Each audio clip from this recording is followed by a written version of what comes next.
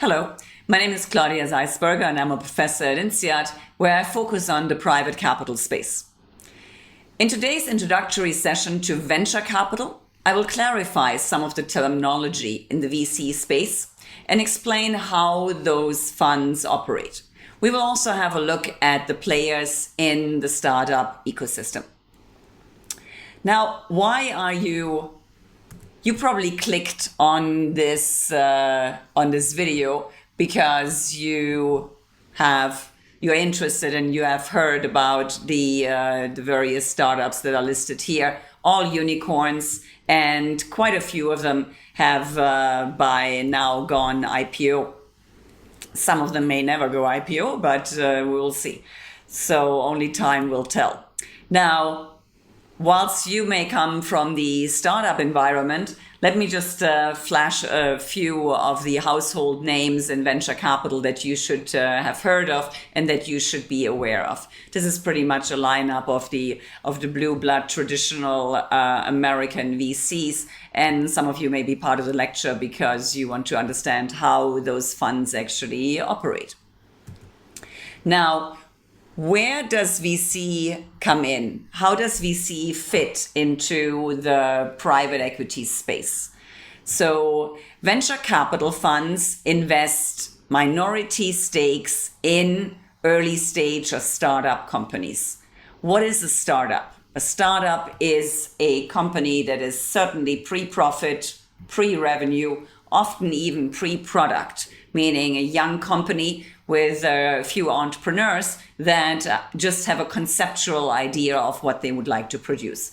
So you will appreciate that this is a pretty high risk investment strategy because you're dealing with companies that have an unproven business model and are clearly cash flow negative, meaning they will need to raise future rounds of funding and will depend on the success of such fundings. On the other hand, we have leveraged buyout funds that play in the pretty much opposite spectrum. So we're dealing with established companies, acquire majority stakes in those companies, and those are companies that have long established, have audited statements, and have a business model that one can potentially improve on.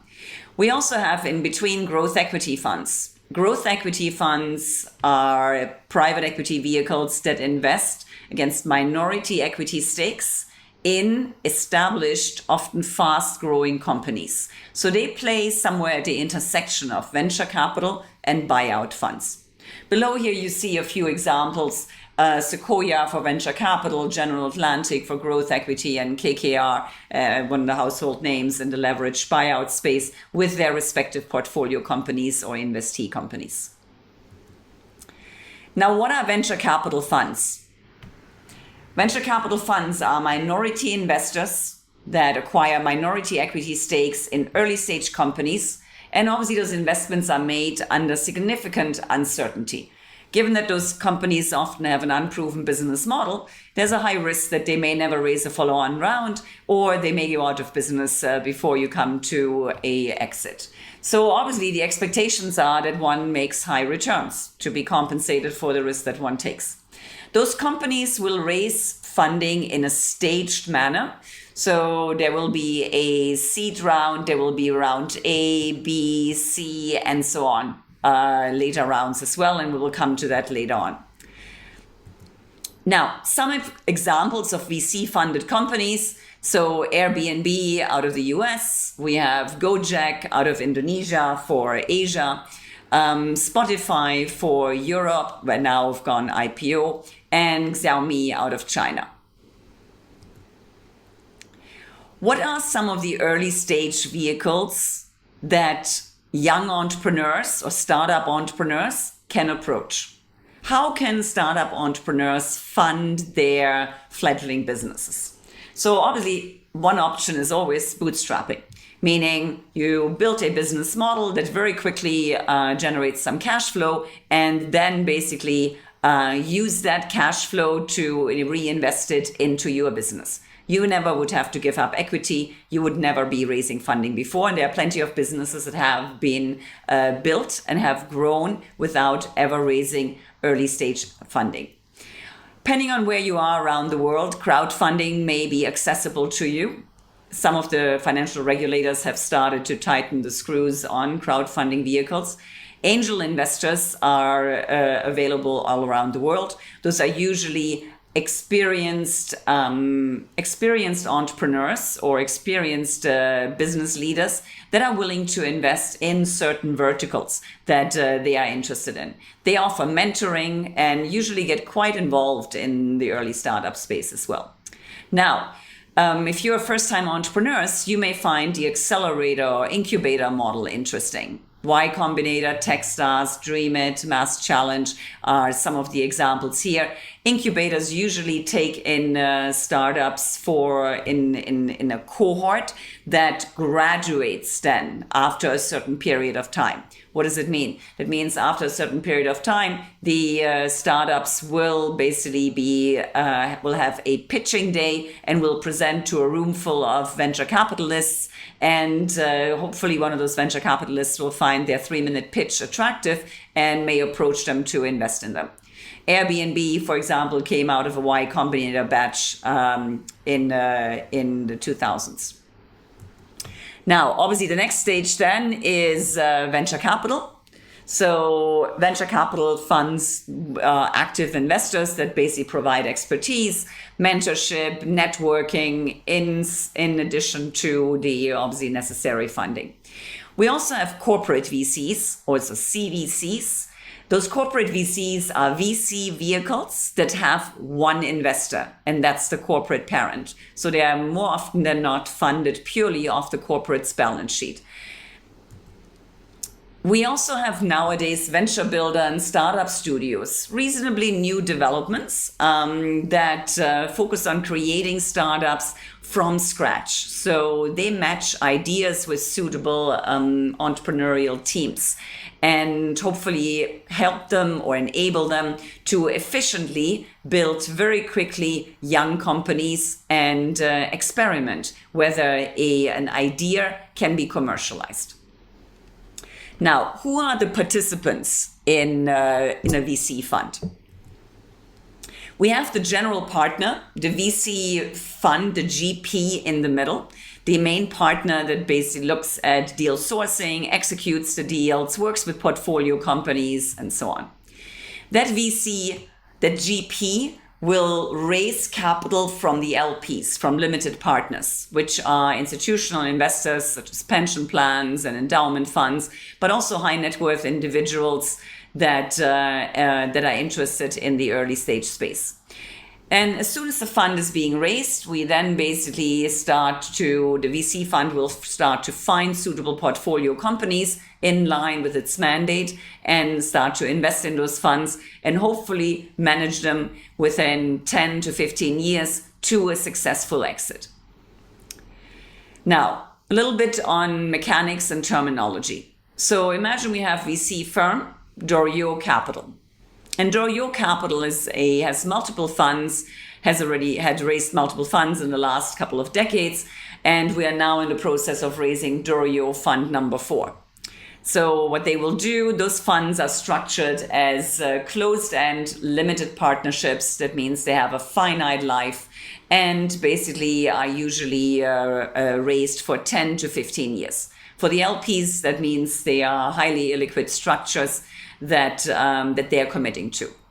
They will then approach a set of limited partners and basically try to convince them to invest in their new fund. Very often those may be LPs that have invested in Fund 1, 2, and 3 and are happy to re-up, as we call it in the industry.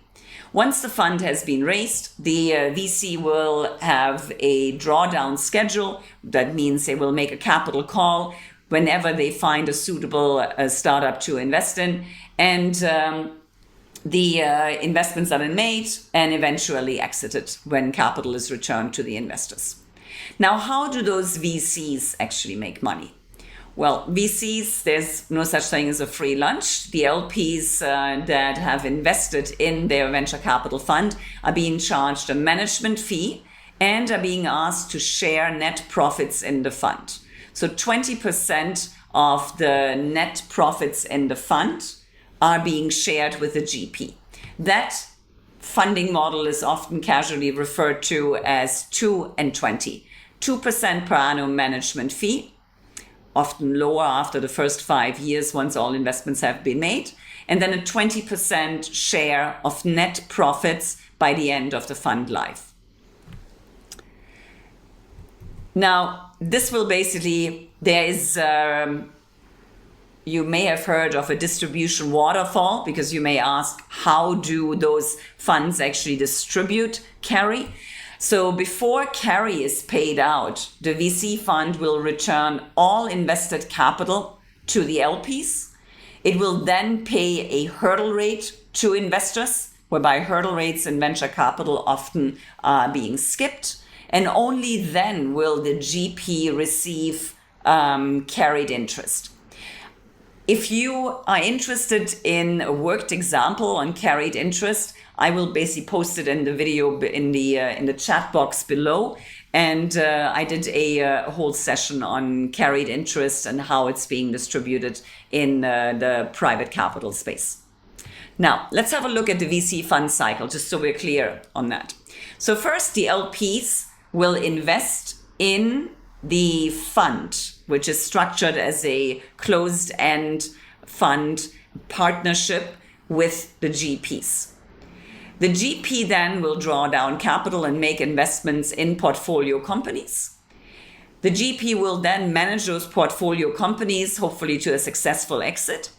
That exit may happen through IPO or through a trade sale. A trade sale being a sale to a corporate entity. Thereafter, the GP, upon exit, the GP will distribute invested capital plus profits, if any, to the LPs. The LPs will then hopefully decide to reinvest in successor funds of the same GP. So that gives you a little bit of a sense on the life cycle in venture capital. In future sessions, I will focus on the entrepreneur's perspective. I will circle back to the VC perspective. We will talk a little bit also on the riskiness of venture capital. And we will have a look at valuing and structuring investments. I may do that in conjunction with some fireside chat with experienced VCs. So, today you managed to have a conversation around the structure of venture fund. You should be clear now how those VCs actually make money. You should have heard about all the players in the VC ecosystem. And I hope I was able to clarify some of the terminology and language in venture capital. If you liked the video, please give it a like below and follow my channel for future announcements. I usually launch a weekly lecture or fireside chat with some of the industry players.